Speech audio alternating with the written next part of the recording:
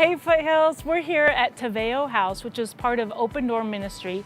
Taveo House specifically is for women coming off of the streets for transitional housing. And you guys have been bringing in a lot of donations for Taveo House. So we're here to donate all of that stuff. We're gonna bring it on in, so come on.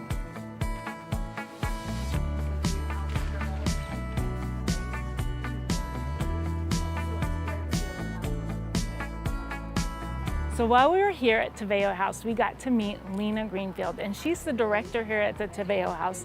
And we got to hear her awesome story. We wanted to share that with you and also invite you along so we can spread some smiles to Lena and her family. I grew up in such trauma. I never wanted to touch drugs. I never wanted to do anything, and went to foster care twice.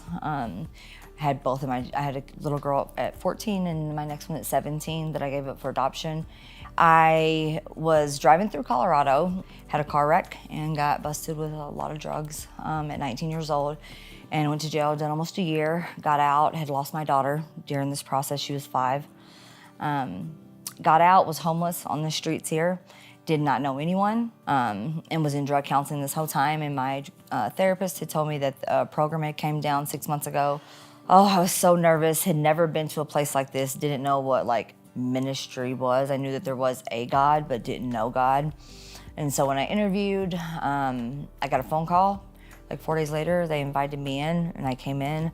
For the first time here, I felt loved, accepted.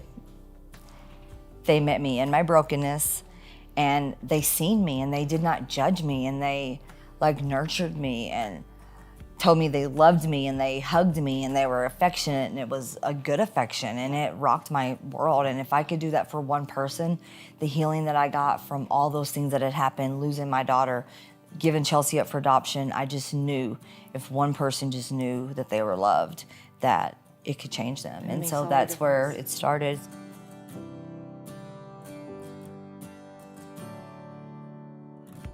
Same situation with my sister, foster care.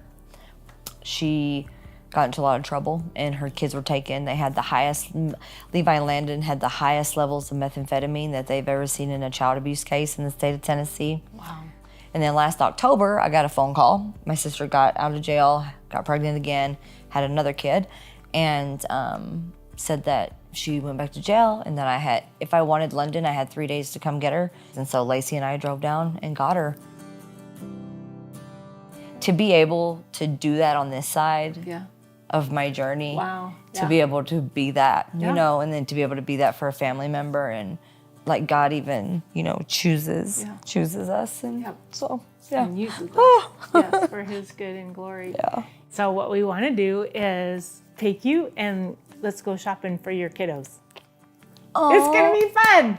Let's go do it. Really? Yes. Mm-hmm.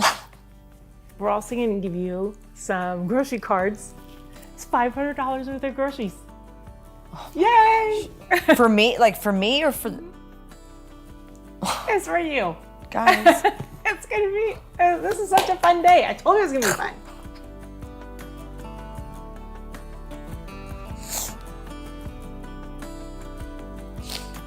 This is so personal, but I looked at my bank account this morning.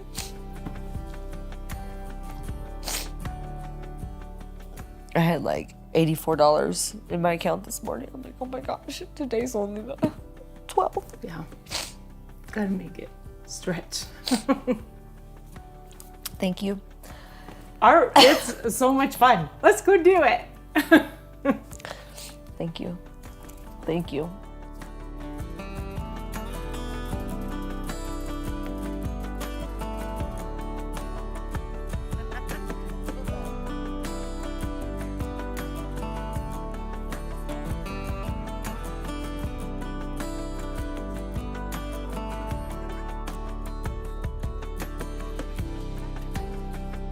Wasn't that super fun and an awesome day of blessing Lena and her family and spreading some smiles? Thank you so much, Foothills, for all of your generosity in making this day possible. But wait, there's actually more to this story, but you're gonna have to wait a little bit and find out.